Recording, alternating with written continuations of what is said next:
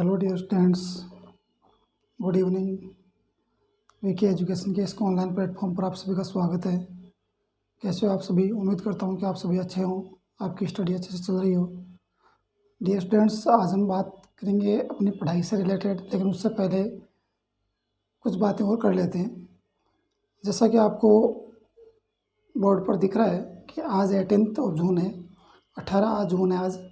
और 18 जो जून है वो कहीं ना कहीं उसको हम सेलिब्रेट करते हैं एज ए फादर्स डे।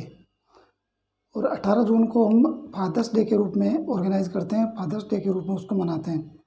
तो इसी से रिलेटेड एक बहुत ही अच्छा कोटेशन आपको बोर्ड पर दिख रहा होगा डियर स्टूडेंट्स। बहुत ही अच्छा कोटेशन बोर्ड पर आपको लिखा हुआ दिख रहा है, तो इसको देखते हैं कि क्या है इसमें। तो 18 जो जून है वहाँ पर हम फादर्स डे जो है ऑर्गेनाइज करते हैं। तो कोटेशन क्या है dear students? A father is always a guideline, a father is always a guiding light to his children whose love shows the way. क्या अर्थ है इसका डियर स्टूडेंट्स? इसका अर्थ यह है कि एक जो फादर होता है, एक जो पिता होता है, वो अपने बच्चों के लिए एज ए गाइडलाइन, या यूँ कहूँ कि एज ए गाइड वो तो काम करता ही करता है। एज ए गाइड या एज ए केयरिंग पर्सन तो वो काम करेगा ही करेगा। इसके साथ ही उसका जो लव होता है, उसका जो प्यार होता है, उसका जो अफेक्शन होता है, वो भी कहीं ना कहीं आपको वो सही रास्ता दिखाने में आपकी मदद करता है। आपको जिम्मेदारी से भरा रास्ता चुनने के लिए आपको तैयार करता है। आप में वो जो हार्डशिप होती है वो लाने का जो काम कहीं से आता है, तो कहीं ना कहीं फादर की भूमिका उसमें बहुत ही ज़्यादा होती है, बहुत ही इम्पोर्टेंट उसमें हो जाती है डियर स्टूडेंट्स। तो ये इसका अर्थ है कि father is always a guiding light to his children whose love shows the way. इसका अर्थ ये है कि जो फादर होता है उसकी भूमिका, अगर इन शॉर्ट कहूँ तो उसकी भूमिका जो होती है एक बच्चे के करियर को बनाने में, उसके सपनों को पूरा करने में, एक फादर जो सेक्रीफाइस करता है, एक जो बलिदान देता है, वो सिर्फ एक फादर ही जानता है, उसका अंतर्मन ही जानता है। यहाँ पर मैं ये नहीं कहूँगा डियर स्टूडेंट्स कि मैं मदर से उनका कंपैरिजन कर रहा हूँ, लेकिन क्योंकि मदर की जगह कोई नहीं ले सकता। मदर अपनी जगह सिर्फ मदर है, मदर की जगह लेने वाला कोई उसको रिप्लेस नहीं कर सकता। लेकिन अगर बात फैमिली की आती है, बात जब बच्चों की आती है, तो एक पिता की जो भूमिका होती है, एक फादर की जो भूमिका होती है, वो कहीं ना कहीं मदर के साथ साथ ही बड़ी ही इम्पोर्टेंट होती है। और जब मदर और फादर दोनों मिलकर एक बच्चे को केयर करते हैं, उसके सपने सच करने में जब वो अपना पूरा जी जान लगा देते हैं, तो उस बच्चे को, उस चिल्ड्रन को, उस बच्चे को फिर कामयाब होने से कोई रोक नहीं सकता।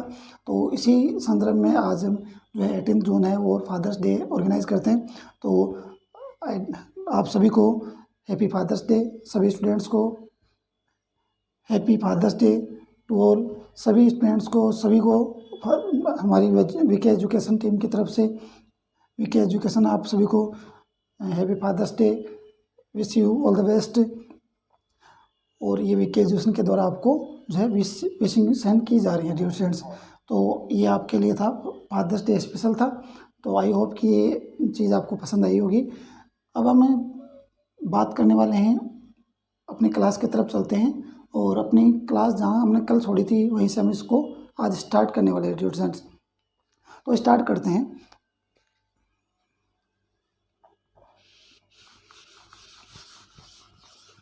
जैसा कि आपको दिख रहा है डियर स्टूडेंट्स कि हम फ्यूचर इंडेफिनिट या सिंपल टेंस में बात कर रहे थे, और हमने फ्यूचर सिंपल टेंस में हमने बात कर ली थी।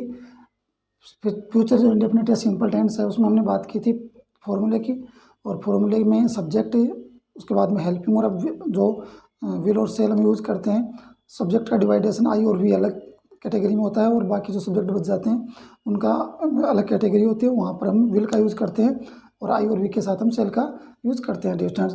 उसके बाद में बात की थी ऑब्जेक्ट मेन वर्ब की, और मेन वर्ब के रूप में जो है V1 का यूज़ किया जाता है, प्रेजेंट फॉर्म वहाँ पर यूज़ होती है। उसके बाद में ऑब्जेक्ट और अदर था। उसके बाद में मैंने बात की थी एडवर्ब की।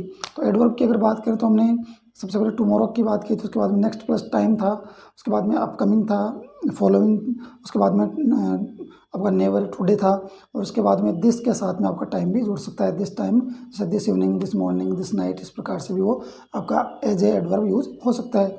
उसके बाद में हमने एक ही सेंटेंस के 4 अलग कैटेगरीज पढ़ ली थी, जिसमें आपका सेंटेंस अफर्मेटिव बनता है, नेगेटिव बनता है, उसके अलावा आपका इंट्रोगेटिव बन जाता है और फिर इंट्रोगेटिव नेगेटिव बन जाता है। तो यहाँ तक हमने जो है कंप्लीट कर लिया था। उसके बाद में हमने रूल नंबर फर्स्ट भी जो प्रीवियस क्लास थी उसमें कर लिया था। रूल नंबर फर्स्ट क्या था ये आपको मैं अच्छे से दोबारा बता देता हूँ, क्योंकि ये चीज़ आपके लिए बड़ी इंपॉर्टेंट है कि रूल नंबर जो फर्स्ट है वो बड़ा ही इंपॉर्टेंट है। क्योंकि रूल नंबर फर्स्ट में हमने बात की थी ओपन कंडीशन की, जिसे लाइकली या प्रोबेबल कंडीशन भी कहा जाता है। ओपन कंडीशन की बात करें तो कंडीशनल जो सेंटेंस होता है ओपन कंडीशन में वो आपका प्रेजेंट इंडेफिनिट में होता है। और बात करूँ रिजल्ट की तो रिजल्ट आपका होता है फ्यूचर इंडेफिनिट में, या यूँ कह दूँ कि जो प्रेजेंट फॉर्म होती है मॉडल की वो आपकी यूज़ होती है रिजल्ट में। तो यहाँ तक हमने कंप्लीट कर लिया था और फर्स्ट रूल से रिलेटेड जो भी एग्जाम्पल थे वो भी हमने कंप्लीट कर लिए थे। तो यहाँ तक अपना कंप्लीट हो चुका था। आज हम बात करने वाले हैं इससे आगे। इससे पहले कि हम क्लास को स्टार्ट करें मैं आपको और बता दूँ कि सिर्फ विल और सेल को यूज़ कर लेने से ही फ्यूचर टेंस का इंडिकेशन नहीं होता।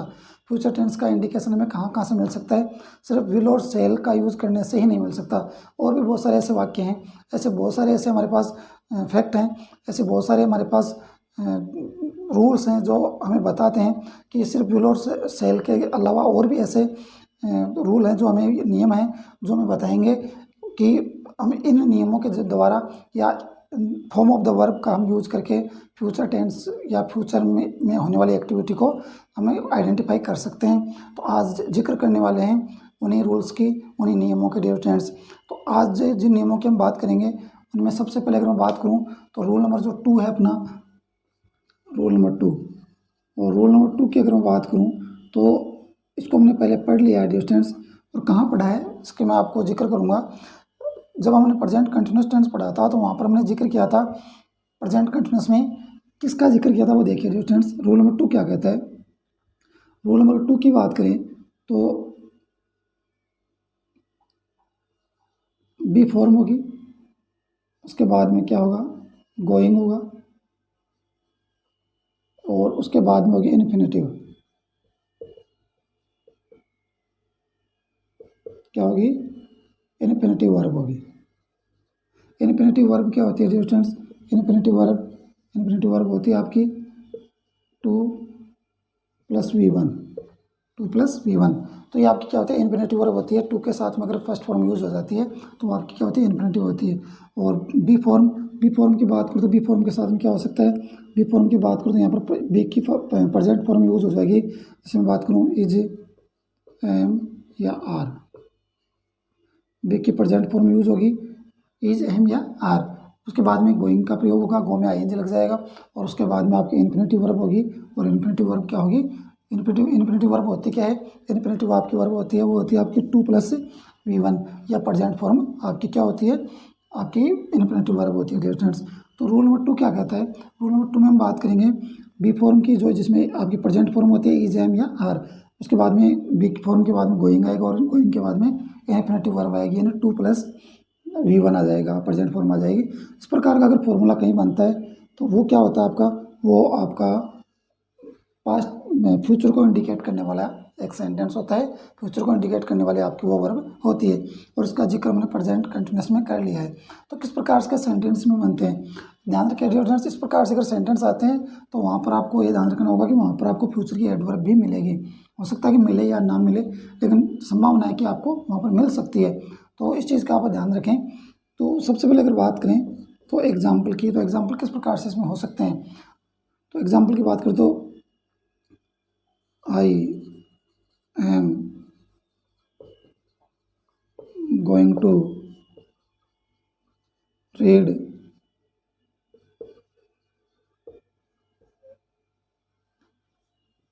this story next day। क्या है distance, I am going to read this story next day. उसके बाद में बात करते हैं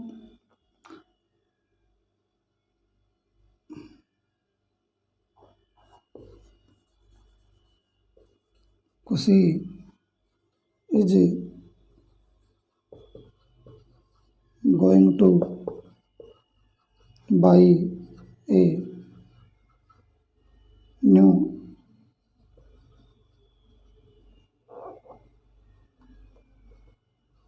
स्मार्टफोन। क्या हो जाएगा, Khushi is going to buy a new smartphone. उसके बाद में बात करते हैं नेक्स्ट वन की। तो नेक्स्ट वन क्या हो जाएगा,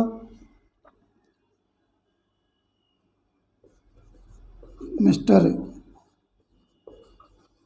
Javed is going to teach A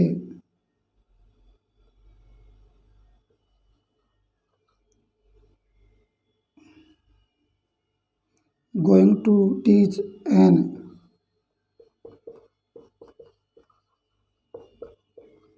interesting lesson. Mr. Javed is going to teach an interesting lesson. क्या हो जाएगा स्टूडेंट्स? an interesting lesson हो जाएगा. उसके बाद में देखें, you are going to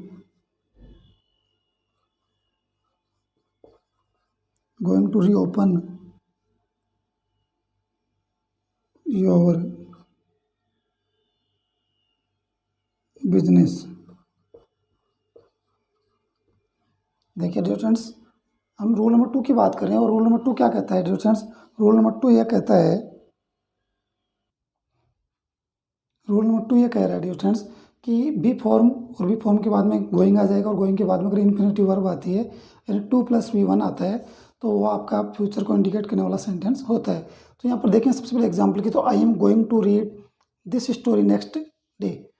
इसी स्टोरी को मैं क्या करूँगा, नेक्स्ट डे पढ़ने जा रहा हूँ या पढ़ने वाला हूँ या पढ़ूंगा या पढ़ने जा रहा हूँ. तो एक ही बात है, अभी पढ़ी नहीं है वो पढ़ेगा.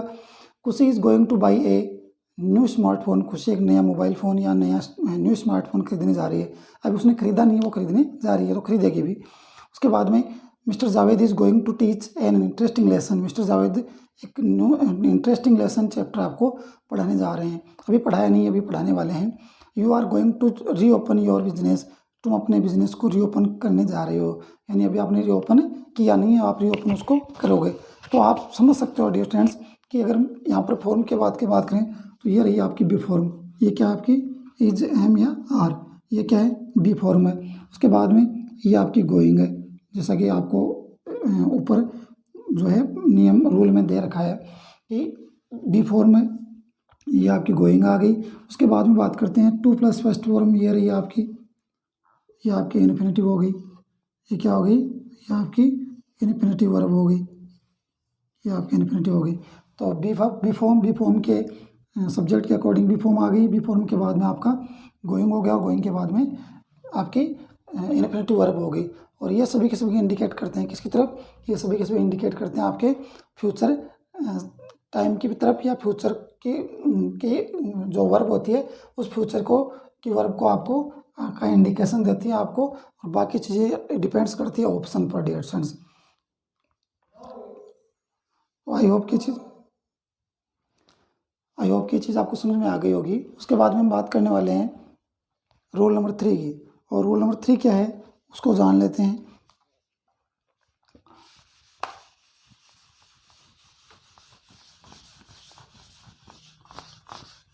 रूल नंबर 3 की बात करूँ तो रूल नंबर 3 क्या है, रूल नंबर 3 में देखेंगे हम.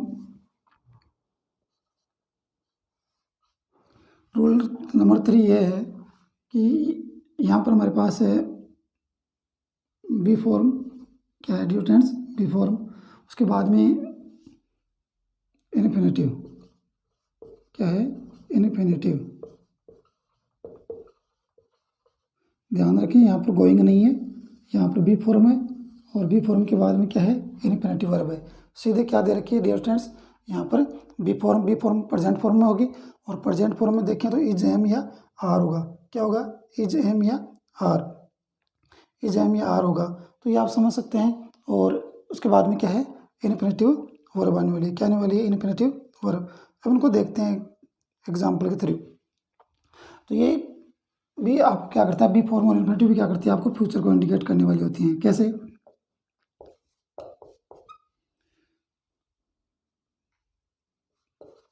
माई sister is to go to, my sister is to go to Jaisalmer Jaisalmer tomorrow. क्या हो जाएगा dear friends? My sister is to go to Jaisalmer tomorrow. उसके बाद में देखें, you are to set an example,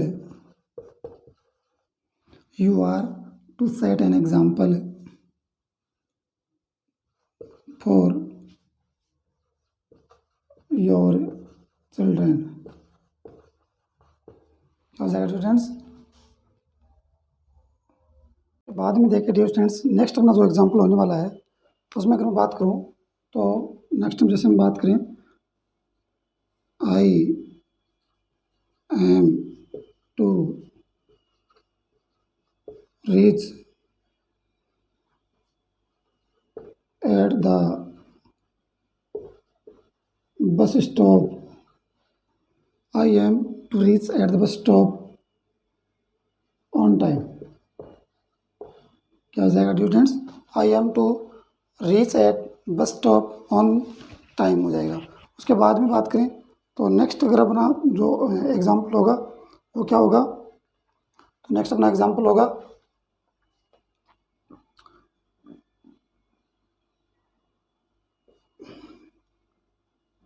Kiran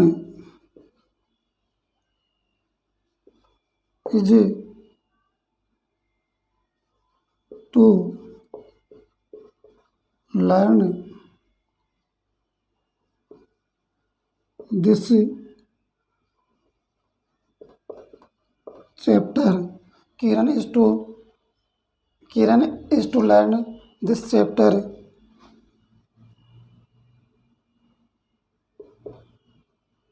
this evening. क्या हो जाएगा डियर फ्रेंड्स? एक बार दोबारा देखें, हम बात कर रहे हैं फ्यूचर इंडेफिनेट या सिंपल टेंस में रूल नंबर 3 की। और रूल नंबर 3 क्या कहता है कि बी फॉर्म और बी फॉर्म के साथ में अगर इन्फिनेटिव वर्ब आ जाए तो ये अपना रूल नंबर 3 है। किस प्रकार से बी फॉर्म प्रेजेंट फॉर्म में होगी, इज एम या आर के साथ होगी। उसके बाद में इन्फिनेटिव वर्ब ऑलरेडी मैं बता चुका हूँ कि इन्फिनेटिव वर्ब क्या होती है, टू के साथ में आपकी V1 या प्रेजेंट फॉर्म आती है तो वो आपकी इन्फिनेटिव होती है। तो यहाँ देखिए, सबसे पहले देखें तो my sister is to go to Jaisalmer tomorrow, मेरी सिस्टर को कल कहाँ जाना है, मेरी सिस्टर को कल जैसलमेर जाना है। यानी वो भी गई नहीं जाएगी, तो ये फ्यूचर को इंडिकेट कर रहा है। तो ये तो आपकी बी फॉर्म रही। और उसके बाद में टू प्लस फर्स्ट फॉर्म, ये आपकी क्या है, ये आपकी इन्फिनेटिव रही। और ये क्या है आपकी B form.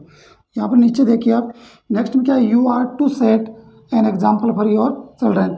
You are to, यहाँ पर आर क्या है, बी फॉर्म में, प्रेजेंट फॉर्म में। उसके बाद में टू सेट आपकी क्या है, टू प्लस V1 है तो ये आपकी इन्फिनिटी हो गई। तो तुम्हें अपने बच्चों के लिए एक एग्जाम्पल सेट करना है, उनके लिए एक मिसाल बनाना है। I am to reach at the bus stop on time, मुझे बस स्टॉप पर समय पर पहुंचना है, मुझे बस स्टॉप पर समय पर पहुंचना है, अभी पहुंचा नहीं हूँ, पहुंचूंगा। तो ये फ्यूचर को इंडिकेट करने वाली आपकी वर्ब है। तो यहाँ क्या है, बी फॉर्म है। और उसके बाद में क्या है, यहाँ पर आगे टू रीच दे रखा है जो कि इन्फिनेटिव वर्ब है। उसके बाद में देखिए, Kiran is to learn this chapter this evening, Kiran को ये चैप्टर इस शाम को ही याद करना है। तो ये क्या है, यहाँ पर बी फॉर्म और बी फॉर्म के बाद में ये क्या दे रखी है आपको, इन्फिनेटिव वर्ब दे रखी है। क्या दे रखी है डियर स्टूडेंट्स, इन्फिनेटिव वर्ब दे रखी है। तो आई होप कि ये चीज़ आपको समझ में आ रही होगी। इससे पहले हमने जो रूल पढ़ा था उसमें हमने बात की थी कि बी फॉर्म होगी और बी फॉर्म के बाद में गोइंग होगा और गोइंग के बाद में आपकी इन्फिनेटिव होगी। लेकिन यहाँ कुछ गायब है, यहाँ कुछ फॉर्मूला सेम सा लगता है, लेकिन यहाँ बी फॉर्म है, उससे पीछे वाले में भी अपने पास बी फॉर्म थी और यहाँ बीच में गोइंग था, जबकि रूल नंबर 3 में यहाँ पर गोइंग नहीं है। यहाँ पर सीधा क्या दे रखा है, इन्फिनेटिव दे रखा है। तो ये भी क्या है, ये भी आपको फ्यूचर को इंडिकेट करने वाला आपका एक रूल है। और ये चीज़ें कहीं ना कहीं जोड़ती है आपको फ्यूचर की वर्ब को और फ्यूचर की आपकी जो है एडवर्ब को।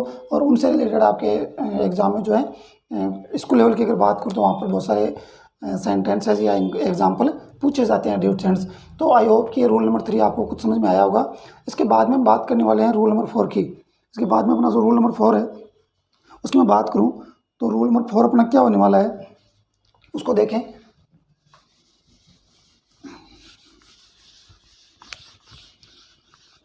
अब तक अपने 3 रूल कंप्लीट हो चुके हैं डियर फ्रेंड्स। अगर मैं फ्यूचर इंडेफिनिट या सिंपल टेंस की बात करूं, और तीनों ही इंपॉर्टेंट रूल हैं। इसके बाद में अगर मैं बात करूं रूल नंबर 4 की, तो रूल नंबर 4 क्या है, रूल नंबर 4 अपना होने वाला है यहाँ पर अपने पास क्या होगी, यहाँ पर बी फॉर्म होगी। क्या होगी डियर फ्रेंड्स, यहाँ पर बी फॉर्म होगी। उसके बाद में आने वाला है अबाउट। क्या आने वाला है, about.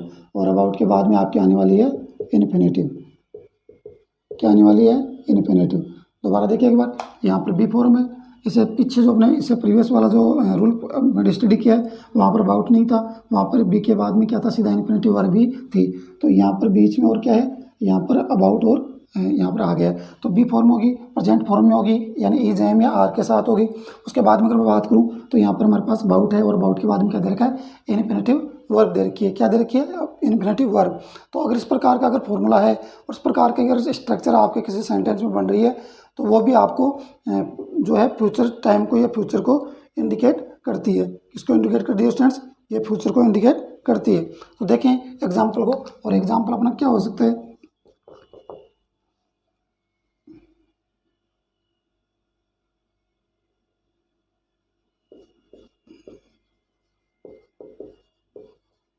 Pratibha is about to leave, Pratibha is about to leave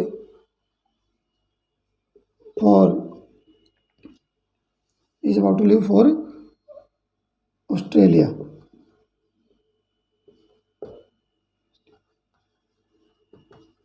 Pratibha is about to leave for Australia. क्या हो जाएगा dear friends, Pratibha is about to leave for Australia. Next one देखें, the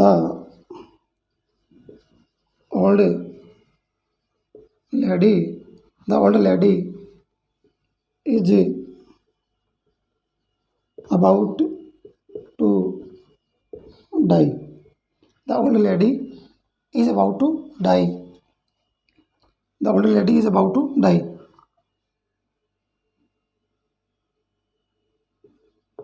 because of cancer. Because of cancer. देखिए students, the old lady is about to die because of cancer. Because of cancer. उसके बाद में देखिए student, next अपना जो example होगा वो क्या होगा, they are about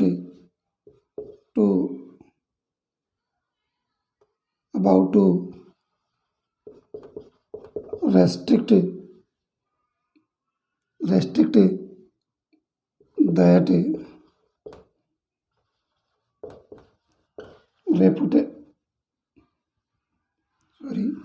एक बार दोबारा देखें, restrict from that reputed college। क्या हो जाएगा distance, they are about to restrict from that reputed college हो जाएगा। क्या हो जाएगा डिस्टेंस, दैट रेपुटेड कॉलेज हो जाएगा। उसके बाद में देखिए next one, all my colleagues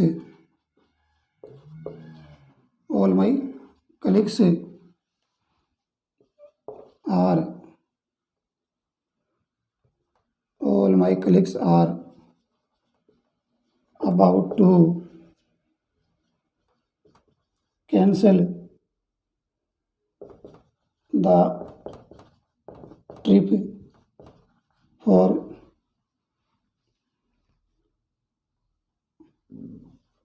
Udaipur. देखिए स्टूडेंट्स, एक बार दोबारा एग्जांपल्स को हम देखते हैं। रूल नंबर 4 की अगर बात करें तो रूल नंबर 4 में हम बात कर रहे हैं बी फॉर्म की। बी फॉर्म के साथ में मैंने क्या है, अबाउट है, और अबाउट के साथ में क्या दे रखा है, इन्फिनेटिव वर्ब दे रखी है। क्या दे रखी है, infinitive verb.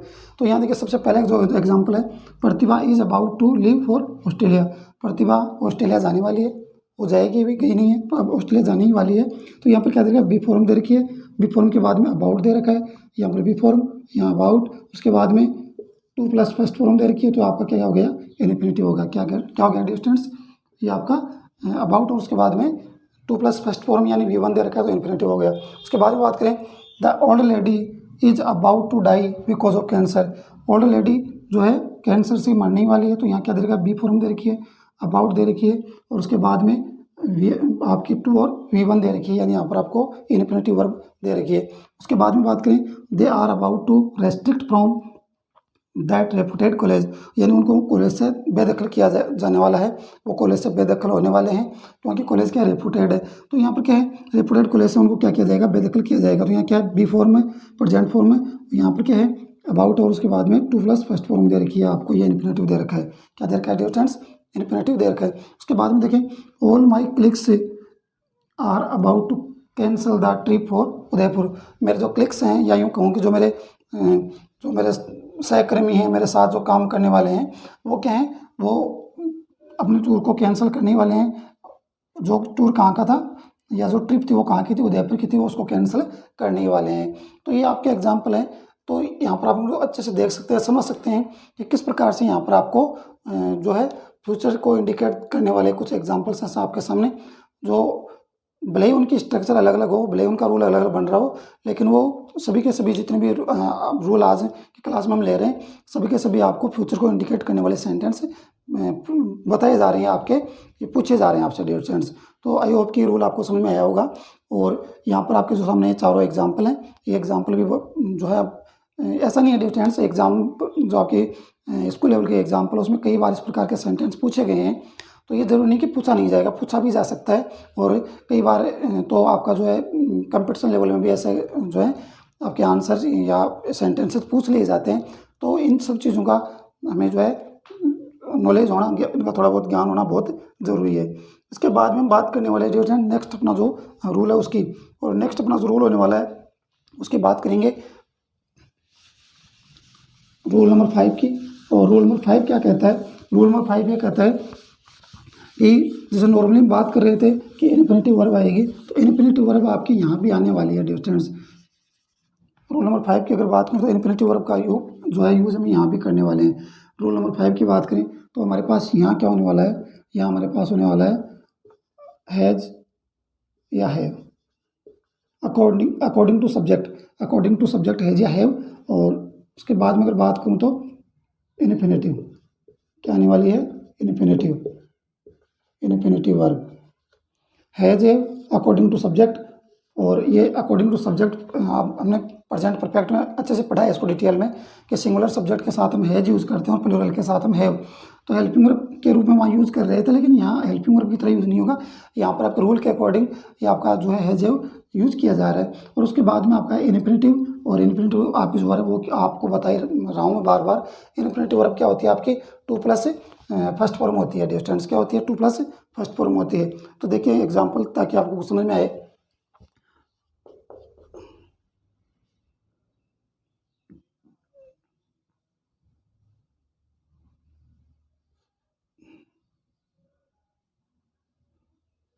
I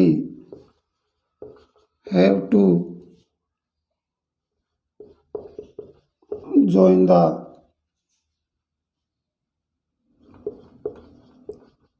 ceremony. I have to join the ceremony this night. I have to join the ceremony this night. उसके बाद में बात देखें, we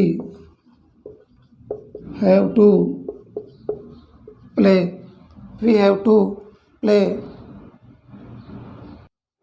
I have to play, we have to play a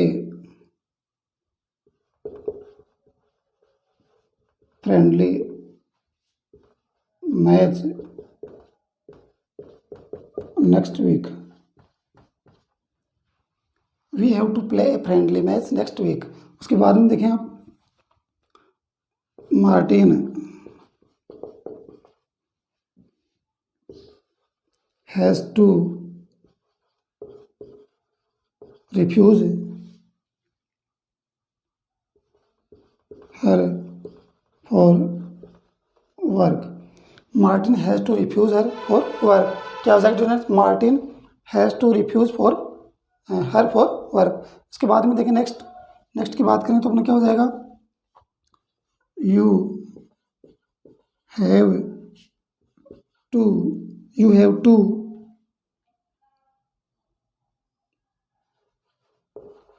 you have to admit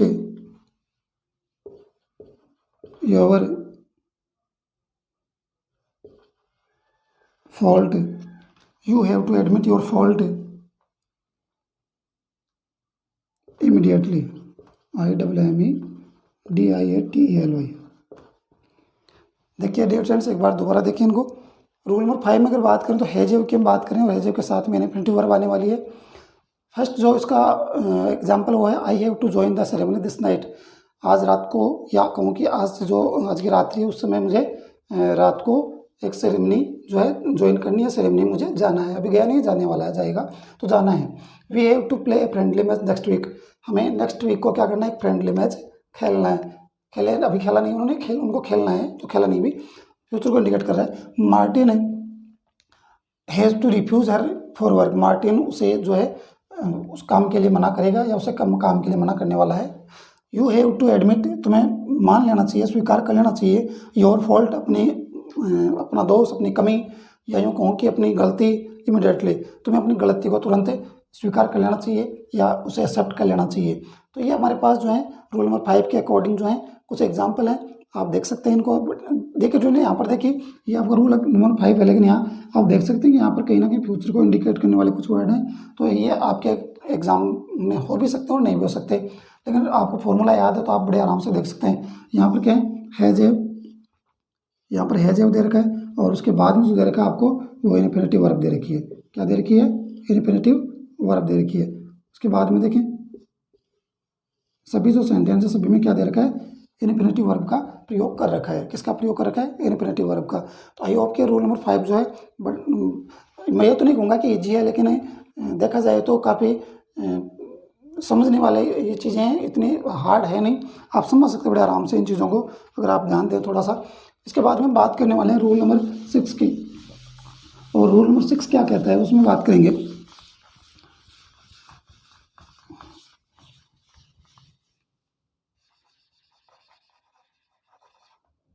rule number 6 की अगर मैं बात करूं तो रूल नंबर 6 क्या है, उसमें अगर बात करें तो रूल नंबर 6 या डिस्टेंस कि हमारे पास कुछ वर्ड होते हैं, और वो वर्ड कहीं ना कहीं उनके उसी वर्ड के अंदर वो उनकी पॉसिबिलिटी छुपी होती है, या फ्यूचर का इंडिकेशन उसी वर्ड के अंदर छुपा होता है।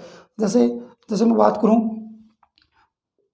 थिंक, जैसे मैं बात करूं थिंक, उसके बाद में अगर मैं बात करूं होप, क्या हो गया डिस्टेंस, थिंक हो गया। उसके बाद में क्या हो गया, होप, क्या हो गया, होप। उसके बाद में अगर बात करूं तो हमारे पास एक वर्ड होता है श्योर। क्या होता है, श्योर। तो ये वर्ड भी क्या होता है, थिंक जैसा आपका वर्ड है कि मुझे ऐसा लगता है कि तुम पास हो जाओगे, मुझे ऐसा लगता है कि तुम समय पर पहुंच जाओगे। और नेक्स्ट वन देखें होप, मुझे उम्मीद है कि तुम अगले वर्ष अच्छा रिजल्ट दोगे, मुझे उम्मीद है या मुझे आशा है कि तुम इससे बेटर करने वाले हो, या इससे बेटर करोगे। तो ये आपका क्या है, आपका फ्यूचर को इंडिकेट कर रहा है। फिर श्योर की कैसे, जैसे मैं कहूँ कि मुझे पूरा विश्वास है, आई एम श्योर, मुझे पूरा विश्वास है कि तुम नेक्स्ट क्लास ज़रूर अटेंड करोगे, मुझे पूरा विश्वास है कि नेक्स्ट क्लास तुम जरूर अटेंड करोगे, आई am sure you will attend the next class. तो ये आप समझ सकते हो कि ये फ्यूचर को इंडिकेट करते हैं, तीनों के तीनों आपके जो वर्ड है, ये तीनों के तीनों वर्ड आपको फ्यूचर को इंडिकेट करने वाले हैं। इसको इंडिकेट करेंगे डियर फ्रेंड्स, फ्यूचर को इंडिकेट करने वाले हैं। तो अगर एग्जाम्पल को थ्रू इनको समझें तो बेटर रहेगा। तो एग्जाम्पल को देखें तो सबसे पहले अगर मैं बात करूं तो एग्जाम्पल है हमारे पास, I think you will be, I think will be 15, I think you will be 15 next month, I think you will be 15 next month. उसके बाद में बात करें नेक्स्ट अपना जो एग्जाम्पल है, नेक्स्ट एग्जाम्पल की बात करें तो क्या हो जाएगा dear students,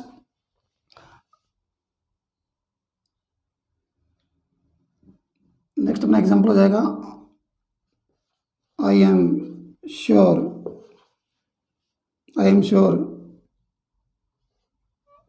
I am sure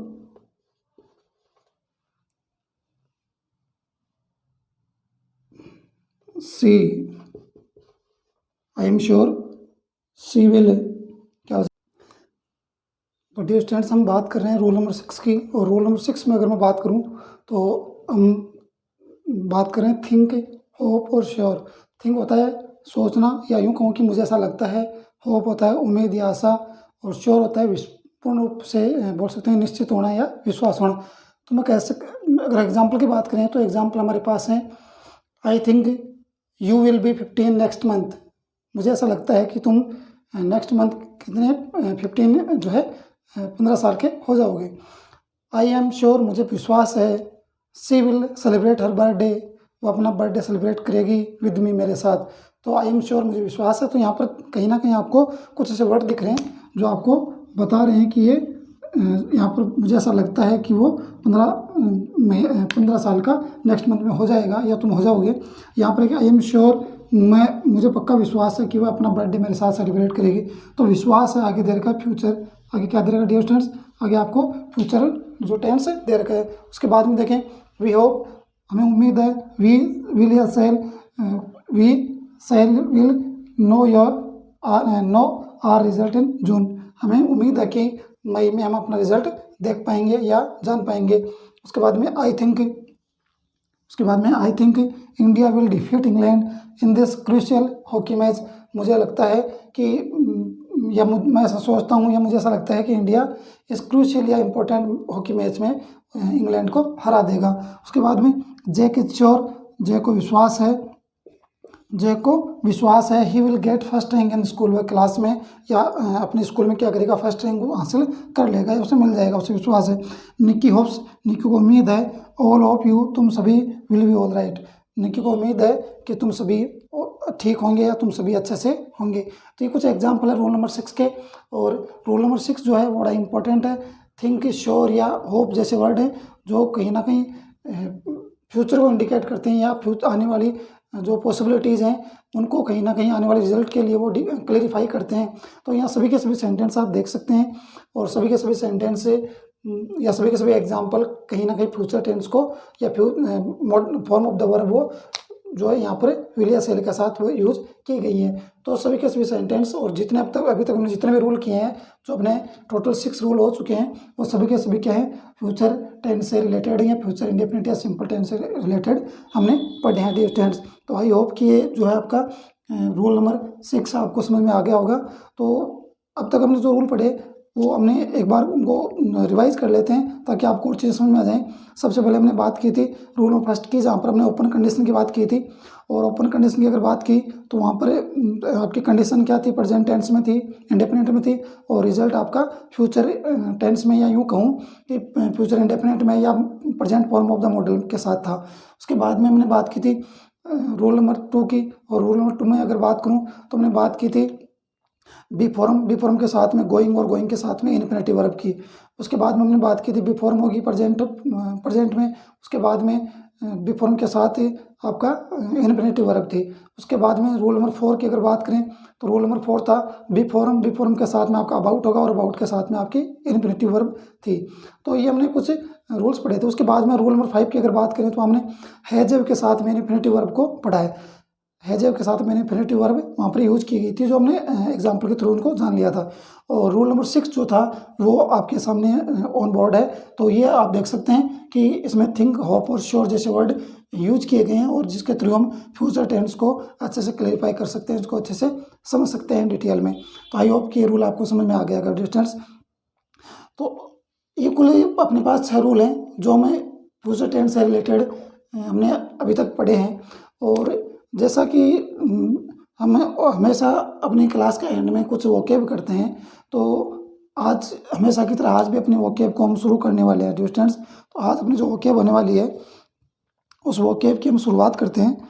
और अपनी जो वोकेब होगी उसमें फर्स्ट अपना जो वर्ड होने वाला है वो अपना फर्स्ट वर्ड है। और फर्स्ट अपना जो वर्ड होने वाला है वो होने वाला है अपना डियर स्टूडेंट्स, फर्स्ट वर्ड की बात करें तो अपना होने वाला है क्लैमिटी। क्या होगा डियर स्टूडेंट्स, क्लैमिटी। क्लैमिटी क्या होता है डियर स्टूडेंट्स, क्लैमिटी हम बोलते हैं विनाश या प्रलय को। इसको बोलेंगे डियर स्टूडेंट्स, क्लैमिटी हम बोलते हैं विनाश या प्रलय को, या संकट या समस्या को। तो यहाँ पर फर्स्ट अपना जो वर्ड होने वाला है वो है क्लेमेटी, CALAMITY। और क्लेमेटी हम बोलेंगे संकट विपदा, संकट बोल सकते हो, विपदा बोल सकते हो, यानी कोई भी विपत्ति हो तो उसको क्लेमेटी हम बोलने वाले हैं। अगर सिनोनिम की बात करें तो सिनोनिम क्या हो सकते हैं इसके? सिनोनिम की बात करूँ तो यहाँ पर सबसे पहले अगर बात करूँ तो हमारे पास हो जाएगा एडवर्सिटी, ADVERSITY, एडवर्सिटी हो जाएगा। उसके बाद में अगर बात करूँ तो कैटेस्ट्रोफी हो जाएगा, CATASTROPHE।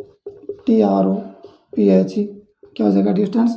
एडवर्सिटी हो जाएगा, कैटेस्ट्रोफी हो जाएगा। उसके बाद में देखें नेक्स्ट अपना वर्ड होने वाला है एडवर्सिटी, कैटेस्ट्रोफी। उसके बाद में हो जाएगा डिजास्टर, DISASTER। क्या हो जाएगा? Catastrophe, disaster. उसके बाद में हो जाएगा ट्रेजेडी, TRAGEDY। क्या हो जाएगा? TRAGEDY, ट्रेजेडी हो जाएगा। और उसके बाद में बात करें ट्रिबुलेशन हो जाएगा, TRIBULATION। क्या हो जाएगा डिस्टेंस? ट्रेजेडी। और उसके बाद में हो जाएगा ट्रिबुलेशन। क्या हो जाएगा? ट्रिबुलेशन। उसके अगर एंटोनिम की बात करें तो एंटोनिम क्या हो जाएगा? एंटोनिम की बात करें तो सबसे पहले हो जाएगा एडवांटेज, ADVANTAGE। उसके बाद में अगर बात करें तो हो जाएगा बेनिफिट, BENE, बेनिफिट हो जाएगा। उसके बाद में बात करें तो गुड लक हो जाएगा। क्या हो जाएगा डिस्टेंस? गुड लक हो जाएगा। क्या हो जाएगा? एडवांटेज हो जाएगा, बेनिफिट। और उसके बाद में एडवांटेज के बाद में क्या हो जाएगा? बेनिफिट हो जाएगा। बेनिफिट के बाद में क्या हो जाएगा? गुड लक हो जाएगा। उसके बाद में बात करें तो बून हो जाएगा। और उसके बाद में बात करें तो ब्लेसिंग हो जाएगा। क्या हो जाएगा? ब्लेसिंग। एंटोनिम की बात करें तो एडवांटेज, बेनिफिट, गुड लक, बून, और उसके बाद में जो है आपका ब्लेसिंग हो जाएगा। तो ये क्या है? इसके कुछ एंटोनिम्स हैं। उसके बाद में नेक्स्ट जो अपना वर्ड है वो है अपना केयरलेस। क्या होने वाला है डिस्टेंस? केयरलेस। नेक्स्ट जो वर्ड हो जाएगा CALLOUS। क्या हो जाएगा? केयरलेस। केयरलेस होता है निर्दयी। क्या होता है? निर्दयी या निर्मम, यानी जिसमें दया नहीं होती, जिसमें ममता नहीं होती, वो होता है निर्मम। तो इसके लिए अगर बात करूँ तो सिनोनिम क्या हो जाएंगे? सिनोनिम की बात करूँ तो सिनोनिम यहाँ पर हो जाएगा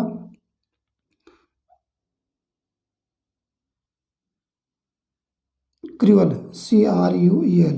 क्या हो जाएगा डिस्टेंस? क्रूअल हो जाएगा। उसके बाद में अनफीलिंग। क्या हो जाएगा? अनफीलिंग हो जाएगा। उसके बाद में क्या हो जाएगा? रेथलेस हो जाएगा, रेथलेस हो जाएगा। उसके बाद में अगर बात करें तो पीटीलेस हो जाएगा, PITILESS। क्या हो जाएगा? पीटीलेस हो जाएगा। दोबारा देखिए, क्रूअल हो जाएगा। उसके बाद में अनफीलिंग हो जाएगा। उसके बाद में अगर बात करें तो रेथलेस हो जाएगा। उसके बाद में क्या हो जाएगा? पीटीलेस हो जाएगा। क्या हो जाएगा डिस्टेंस? पीटीलेस हो जाएगा। उसके बाद में अगर देखें तो हमारे पास एक दो वर्ड और हम देखते हैं। से यहाँ पर हो जाएगा आपका हार्स, HARSH। क्या हो जाएगा? हार्स। उसके बाद में अगर बात करें तो इनसेंसिटिव हो जाएगा, INSENSITIVE। क्या हो जाएगा? INSENSITIVE, इनसेंसिटिव हो जाएगा। क्या हो जाएगा? इनसेंसिटिव जो है अपना वर्ड हो जाएगा। उसके बाद में देखें तो एक दो वर्ड और देख लेते हैं हम, क्रूअल, अनफीलिंग, रेथलेस, पीटीलेस, हार्श, इनसेंसिटिव। उसके बाद में बात करें तो हार्टलेस हो जाएगा। क्या हो जाएगा? हार्टलेस। क्या हो जाएगा? हार्टलेस। उसके बाद में अगर एंटोनिम की बात करें तो एंटोनिम क्या हो जाएगा? एंटोनिम की बात करते हैं, यहाँ पर एंटोनिम देख लेते हैं हम। सबसे पहले यहाँ पर क्या दे रखा है? इनसेंसिटिव दे रखा है, तो इसका क्या हो जाएगा? सेंसिटिव हो जाएगा, SENSITIVE, सेंसिटिव हो जाएगा।